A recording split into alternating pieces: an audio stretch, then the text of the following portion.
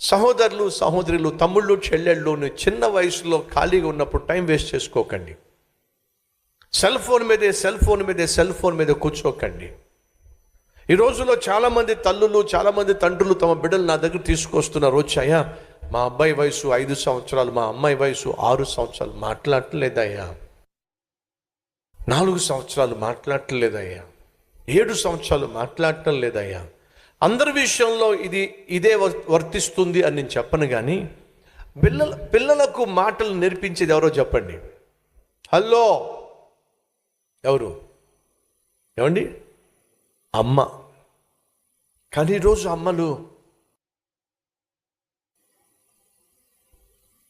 వాడు వచ్చాడు, అడగరాను, వాడు ఏడుస్తూ ఉంటే ఒక సెల్ ఫోన్ తీసుకెళ్ళి వాడు మోకాన్ని కొడుతున్నారు. పాపం వాడు కూడా. అమ్మ మాట్లాడదు, అమ్మ మాటలు నేర్పించదు. వాడికి ఎక్కడి నుంచి వస్తాయండి మాటలు? ఏడుస్తుంటే వాడి మొఖాన్ని కూడా సెల్ ఫోన్ కొట్టేస్తే వాడు పాపం పిచ్చోడు, ఆ బొమ్మలు చూసుకుంటూ వాడు బొమ్మలు చూసుకుంటున్నాడు. ఈ అమ్మ ఏదో చూసుకుంటా ఉంది. పిల్లవాడికి మాటలు ఎక్కడి నుంచి వస్తాయి? ఈరోజు 10 మంది పిల్లల్లో 2 లేక 3 పిల్లలు మాట్లాడలేకపోతున్నారు. కారణం తెలుసా? అమ్మకు టైం లేదు పిల్లవాడికి మాటలు నేర్పించడానికి. Cell phone. అమ్మ చక్కగా నోట్లో గోరుముద్దలు తినిపిస్తూ, చందమామ కబుర్లు చెప్తూ, అమ్మ అనిపిస్తూ, నాన్న అనిపిస్తూ చక్కగా మాటలు నేర్పించేది ఈ రోజుల్లో లేరు.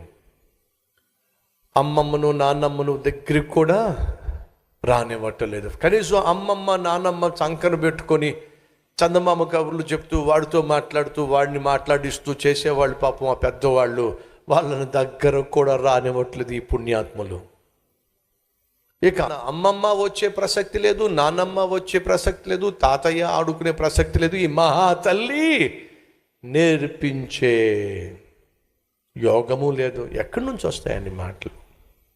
అందరి విషయంలో ఇది వాస్తవం కాకపోయినా కొందరి విషయంలో మాత్రం ఇది వాస్తవం. ఈరోజు ఇక్కడ కూర్చున్న వారిలో ఏ బిడ్డ అయినా, ఏ తల్లి అయినా, ఏ తండ్రి అయినా, మా అబ్బాయి సరిగా మాట్లాడట్లేదు అని అంటే మొదట వాడు సరిగా మాట్లాడకపోవడం కాదు.